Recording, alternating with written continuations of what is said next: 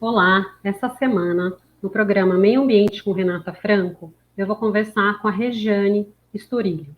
A Regiane, ela tem uma formação tanto na área tributária quanto ambiental, né, Regiane? Se você puder contar um pouco, se apresentar. Oi, como vai, Renata? Tudo bem? Obrigado pelo convite. Eu sou Regiane Sturilho, eu sou advogada, mestre em Direito Tributário, também atuo profissionalmente nas questões de direito ambiental, sou formada também em administração de empresas e tento colaborar um pouco aí com o meu conhecimento técnico, né, nessas áreas de atuação. Ah, bem bacana, Regiane. E me fala, né, recentemente o Supremo Tribunal Federal, ele admitiu o creditamento de PIS e COFINS, né, na compra de sucata, resíduos ou aparas, né? Então, assim, conta um pouco, né, se você pode citar aí os benefícios para as empresas e para o meio ambiente em relação a essa decisão. Esse foi um precedente muito importante, foi até de um cliente nosso aqui do escritório, e essa tese foi tocada em parceria com o meu orientador de mestrado, e a tese foi a seguinte: por que empresas como a nossa cliente, que trabalham com reciclagem, ou seja, essa nossa cliente, ela adquire aparas de papel e papelão, que nada mais são do que caixas de papelão usadas. E por um processo industrial de renovação, ela faz então caixas de papelão renovadas e coloca no mercado para consumo. Por que uma cliente como a nossa, que faz reciclagem, estava sendo penalizada do ponto de vista tributário em relação a empresas que também fazem caixas de papelão, porém a partir de matéria-prima extrativista, com degradação do meio ambiente, né, com derrubada de árvores e todas as consequências que isso tem.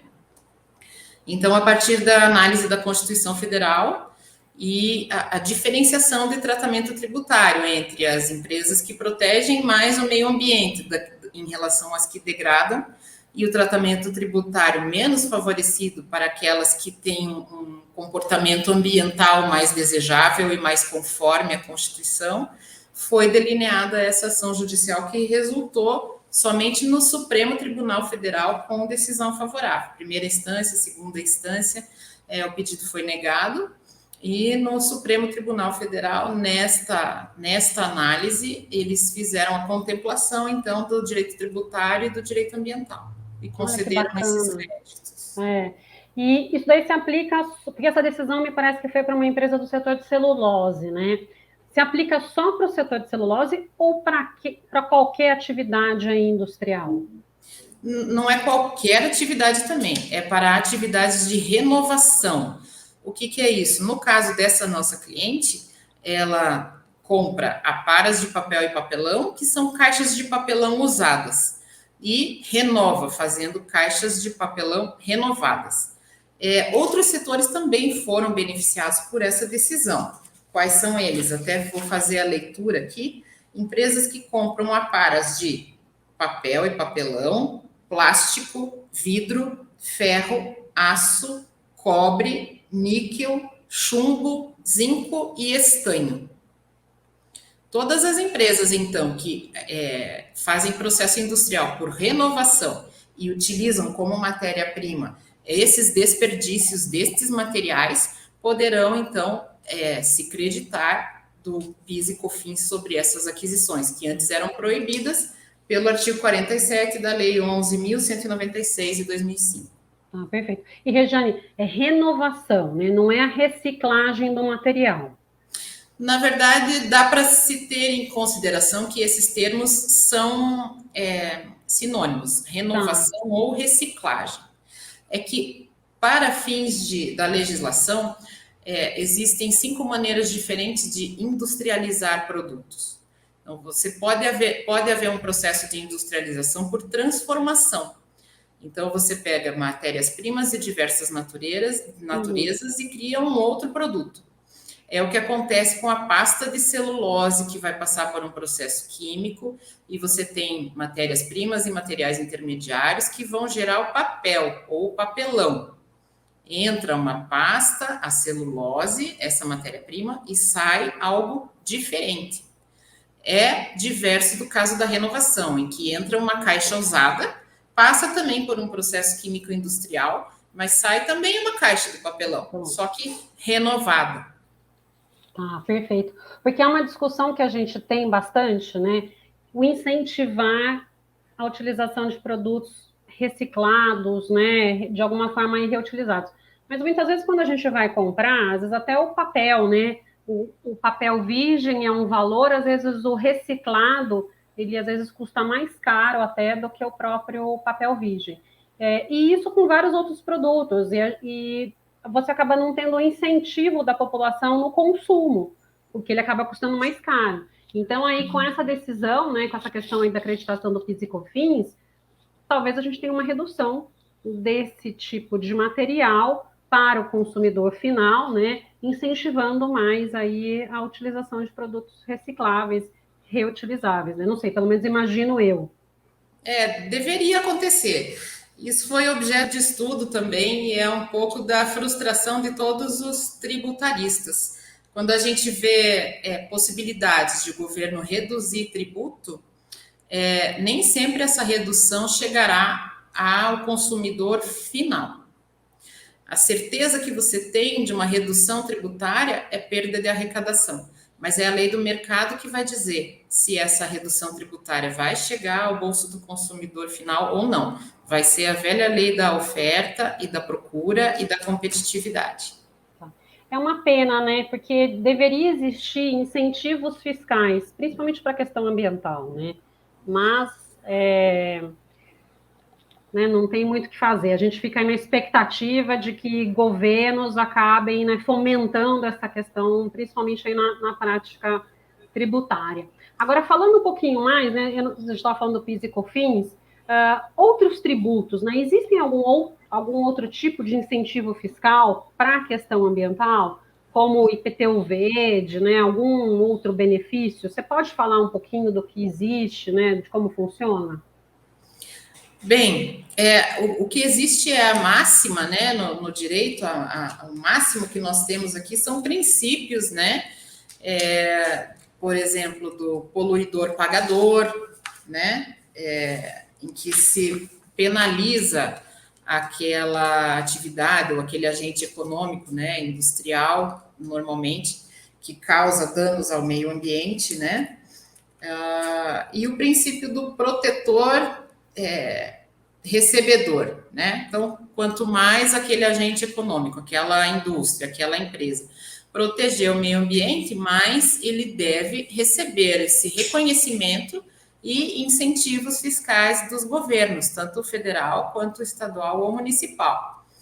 E nós vemos nas legislações das três esferas tentativas de incentivo. Essa aqui que foi defendida em relação ao crédito de PIS e COFINS tem um contorno completamente ambiental, né? Então, é importante que a gente tenha profissionais que sejam, que dominem tanto a área de conhecimento aí do direito tributário, da tributação, né, a área fiscal, e também a atividade ali desenvolvida, a atividade do seu cliente, não é? Agora mesmo que você perguntou, né, Renata, que outras atividades, que outros resíduos estariam albergados por esse creditamento de PIS e COFINS na compra desses desperdícios. Então, tem uma lista aqui relativamente grande, né? Nós não estamos só na área aqui do papel e do papelão e das caixas, das embalagens, né? Nós temos os vidros, ferro, aço, cobre. Então, tem uma grande quantidade aqui de produtos.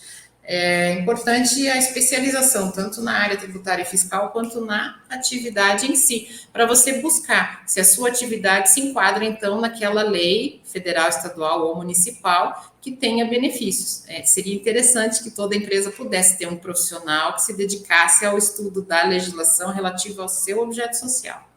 E você mencionou uma questão que eu acho que é importante, né? não é só legislação federal, né? A tributação ela ocorre nas 3 esferas. Então, você também tem aí os tributos, né, estaduais e os municipais, né? Como eu até mencionei, a questão do IPTU vejo que talvez dependa muito de prefeitura para prefeitura, impondo aí uma legislação mais específica para reduzir, né, esse tributo municipal.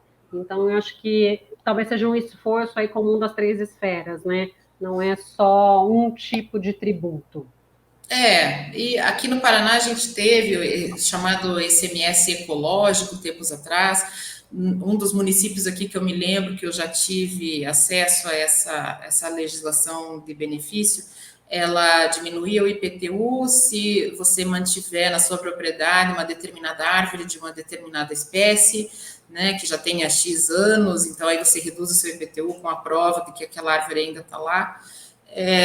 Então é isso, é muito de pesquisa de caso a De caso. caso a caso, né? E eu acho que assim, também é uma dúvida, né? Eu estou numa cidade, vendo para outra, às vezes num outro estado, e a legislação é diferente. Então, assim, até que ponto eu posso me beneficiar de eventuais benefícios fiscais, né?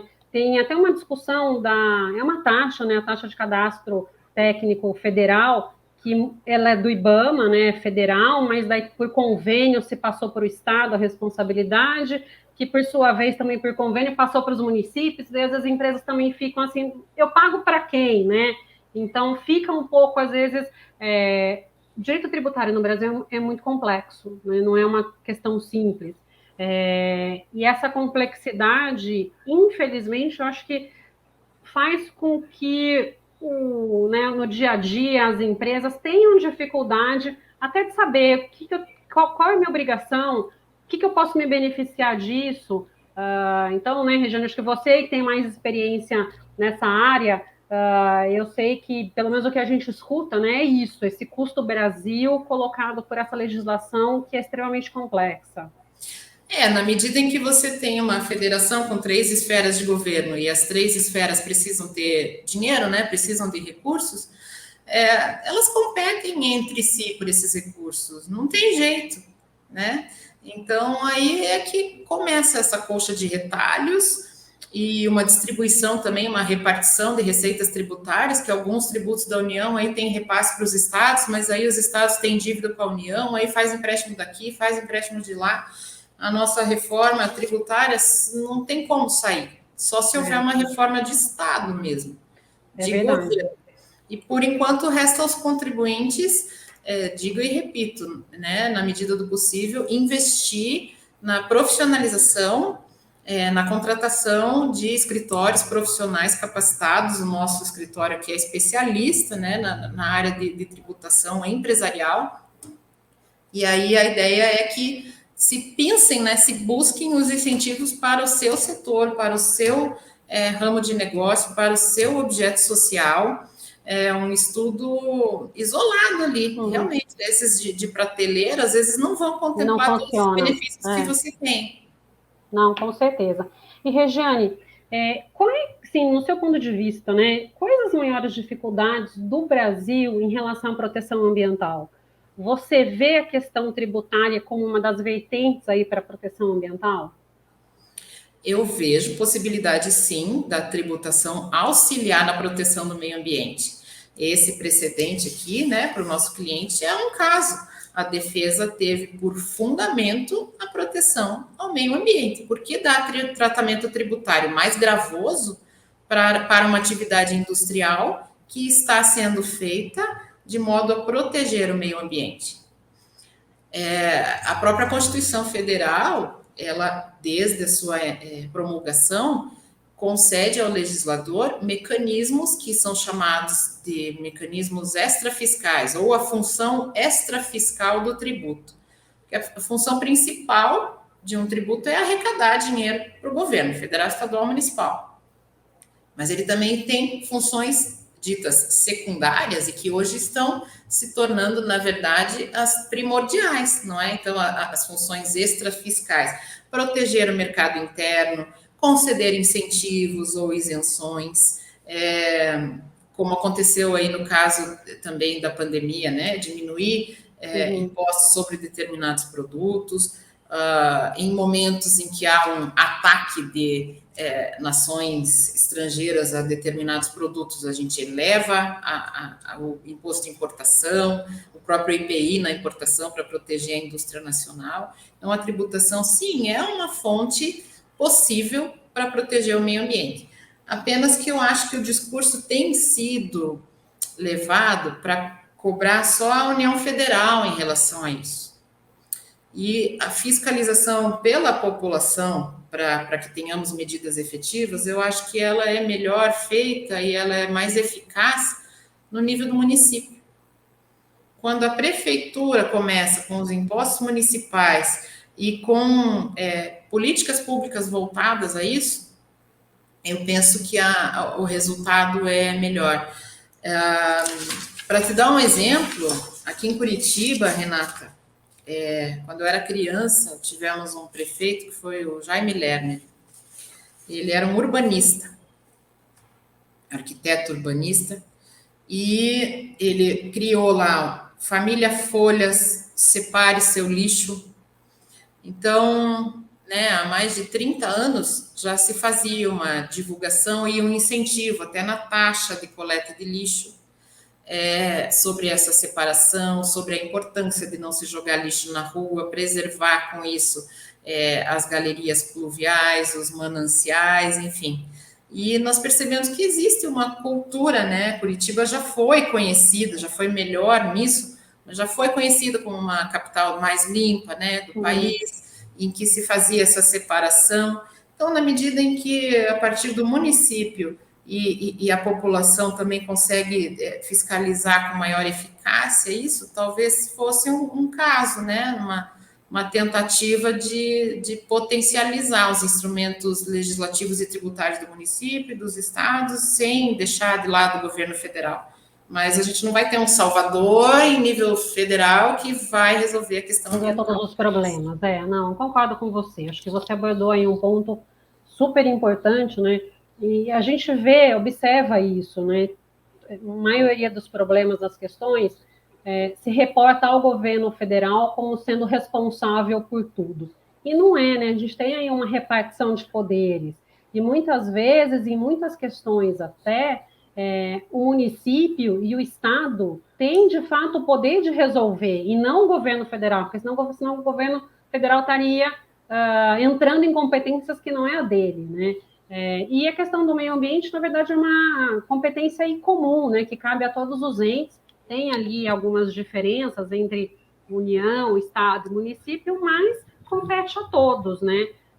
Os entes ali a fiscalizar, a colocar em prática, de fato, essas questões aí de proteção ambiental, né?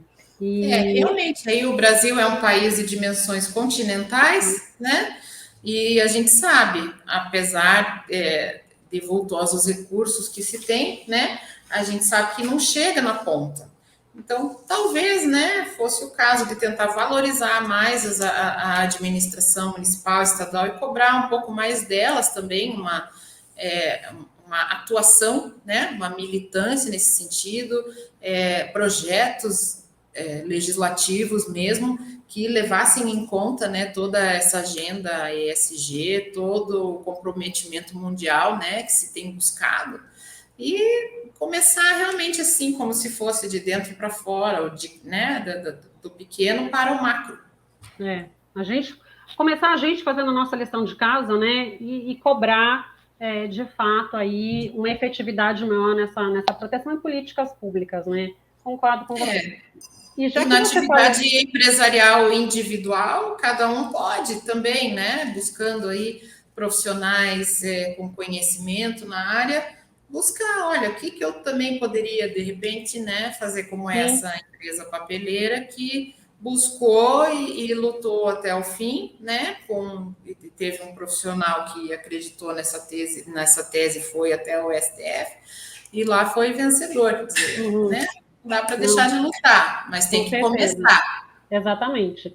E aproveitando que você falou no tema de ESG, né, e falando um pouco aí de protocolo de Quioto, Acordo de Paris, que também é uma discussão aí mais recente com a COP26, O pagamento por crédito de carbono aos países que reduzirem suas emissões, como que funciona, né? Como que funciona isso e como que tributariamente funciona? Bom, existe ainda uma incerteza nessa questão. E os investimentos no Brasil, eu te digo assim, nós até somos consultados, né, por estrangeiros que desejam investir, mas a insegurança aqui é muito Ainda é grande. grande. A insegurança aqui é grande. Já fomos consultados por estrangeiros que queriam investir em áreas aqui, né, para poder então fazer alguma atividade fora e compensar com a preservação aqui. Mas aí você tem uma insegurança em relação a registro imobiliário, uma insegurança em quem é o responsável por fiscalização, a quem eu devo me reportar, né? O cartório de registro de imóveis é lá uma competência estadual, mas ele fica no município, às vezes não fica no município onde fica o imóvel propriamente dito. Então, é uma coisa, apesar de já estar sendo falado há muito tempo, né, acaba sendo que na prática está muito embrionária a efetividade disso tudo. Não, perfeito. E, Rejane, em relação também à agenda ESG, né, que mensura tanto as práticas ambientais, sociais, de governança, como que a questão tributária e de incentivos fiscais, ela pode ser utilizada para o atingimento dessas metas do ESG e dos compromissos que as próprias organizações aí definem, né, como compromisso de governança? Por enquanto, o instrumento existente que eu vejo aí de mais rápida utilização são esses instrumentos de extrafiscalidade, né? Para os impostos em que os governos municipais, estaduais e federais podem alterar alíquotas, considerem isenções, né? Esse é o caminho imediato e possível que a gente tem para conceder incentivo para poder alcançar essa meta. Tá, Né? perfeito. E fora isso, é a questão do consumo consciente mesmo, né? Eu verifico que a lei de mercado é bem mais forte, bem mais efetiva do que a lei do governo. Então, é por isso também que eu estou vendo empresas tradicionais do ramo de petróleo mudarem até seus nomes, suas razões sociais, porque elas agora são empresas de energia, estão mudando foco, estão mudando o modo de pensar mesmo, né? Enfim, até não a razão da sua existência, mas o meio pelo qual elas existem, elas estão mudando, né? Buscando pesquisa, desenvolvimento em relação a energias não poluidoras, né? Energia eólica, desenvolvimento de geração de energia aí pela água, o carro movido a água, a energia elétrica, né? Saindo dessa questão dos combustíveis fósseis. E com isso elas estão querendo atingir o que? Elas não estão cumprindo uma lei, elas estão atendendo a lei do mercado, que é imposta pelo consumidor, que tem tendência, então, aqueles que né, pretendem concretizar aí e colaborar com o mundo num consumo consciente, eles vão fazer essa opção. Você tocou num ponto, né? Eu sempre que eu dava aula, eu comentava isso com os meus alunos, que eu acho que compete muito a gente ser esse agente de mudança, né? Eu morei na França muitos anos atrás, fiz meu mestrado lá, isso foi em 98, 99, e eu lembro que, assim, a embalagem, né, reutilizada, quando você comprava um produto, você comprava ele originalmente na embalagem, depois quando você queria o refil, o refil não vem numa embalagem. É como se fossem máquinas de refrigerante, onde você vai com o seu refil lá no supermercado e você enche com sabão em pó, com amaciante, com não sei o quê, e você passa no caixa e é só cobrado o conteúdo líquido, não a embalagem, porque a embalagem você já tinha adquirido, né? Isso em 98, 99 na França. E é uma coisa que eu sempre me questiono, né? Por que no Brasil, refil ainda tem uma embalagem, né? Por que não se tira, de fato, a embalagem do produto e o consumidor só compra o que está ali né, o conteúdo em si. E me parece que há talvez, né, uma dificuldade do consumidor nessas práticas, nessa questão, a questão da sacolinha do supermercado, foi uma discussão também bastante grande aí na área ambiental, e eu acho que às vezes essa mudança, né, que talvez tenha que ser do mercado para a indústria, de fato, para mudar o nosso comportamento, né? O comportamento do consumidor para um consumo mais consciente, né? A partir do momento que a indústria também incentiva e colabora, né? Como você falou, sabão em pó, eu hoje vejo o amaciante de roupas, né? Hoje você tem o amaciante lá na embalagem completa e aquela do refil, em que você tem menos itens ali, né? Menos Sim. componentes, e você leva o refil. Quer dizer, a gente já não está sendo incentivado a levar a tua embalagem original até o mercado para completar, né? Para encher. Mas a partir de uma embalagem ali mais barata, você leva só o refil e vai guardando a sua. Uhum. Isso também vem de uma inovação, né? E um incentivo da própria indústria a esse consumo consciente, e aí ela vai reforçando a sua marca, né? Vai se Sim. colocando ali como líder, né? Desse pensamento, líder em inovação, né? E buscar o melhor para o consumidor, atingindo com isso outras finalidades aqui, né? Outros Uhum. objetivos que são É. maiores.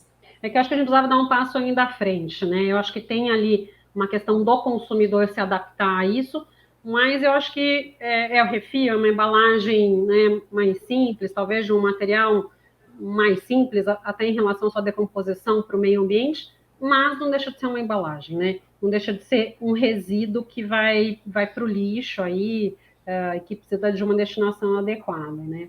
Mas É verdade. Regiane, aqui, né, as questões ambientais, a gente sabe que elas compreendem inúmeros pontos que normalmente não fazem parte das variáveis de análise financeira, mas que podem ter, de fato, um impacto aí direto nos negócios, né? Você que trabalha aí nessas duas áreas, passa um pouco da sua visão a respeito dessa questão, da variável, né, Meio ambiental nos ambiente, né? negócios, isso. Olha, eu vejo que ainda não é prática dos empresários brasileiros colocarem no componente ali dos seus planejamentos, dos seus orçamentos, né? A questão Algo ambiental, que né? vai impactar no meio ambiente. A primeira questão sempre vamos fazer o orçamento do ano que vem, ou né, dos próximos 5 anos, o planejamento, nós queremos crescer, nós queremos vender X, Y, Z, né, que mercado nós queremos atingir, e são poucas as que investem no aperfeiçoamento e desenvolvimento de produtos, de embalagens menos agressivas, menos poluentes. Ainda são poucas as empresas que estão aí investindo em pesquisa e desenvolvimento nessa área. Uhum. Não, perfeito. E como que você vê, né, o futuro do Brasil em se tratando aí das questões ambientais e até mesmo aí nos incentivos fiscais, tributários? Você acha que tem campo, né? Você acha que você vê uma melhora, um futuro promissor aí para a gente? Bom, eu sempre sou uma otimista em todos os aspectos. Eu acho que, até como advogada e empresária, né? Eu penso que nós temos que tentar todos os recursos, até enfim, todas as ideias, todas as hipóteses, nós temos que colocar em prática e tentar ir aperfeiçoando. Então, assim, nessa visão otimista, eu acho sim, sempre tem jeito, mas o caminho é muito longo. Essa pergunta que você fez aí, como é que é né, como eu vejo a questão ambiental no Brasil nos próximos anos, daria facilmente aí uma dissertação de mestrado, de doutorado, né? É uma tese, melhor dizendo aí, a dissertação é de mestrado. Isso seria uma tese de doutorado, né? Eventualmente até uma sugestão, um planejamento de legislação, de boas práticas, de código de conduta até para a administração pública. Eu acho que tem muito para se pensar da área acadêmica aí também para Sim. dar sugestões nessa área. Não, perfeito. E está tudo interligado, né? Eu acho que tem todas essas questões acabam ficando interligadas, assim. E, Regiane, para a gente finalizar, Que mensagem você passaria para os nossos telespectadores em relação aí à questão tributária, à questão ambiental? Bem, acho que primeiro de tudo, faça o possível que você puder fazer, né, dentro da sua vida, da sua rotina, para se enquadrar numa pessoa menos poluidora, né, e mais protetora do meio ambiente. Leve isso para a sua organização, para o seu escritório, para a sua empresa, para a sua indústria.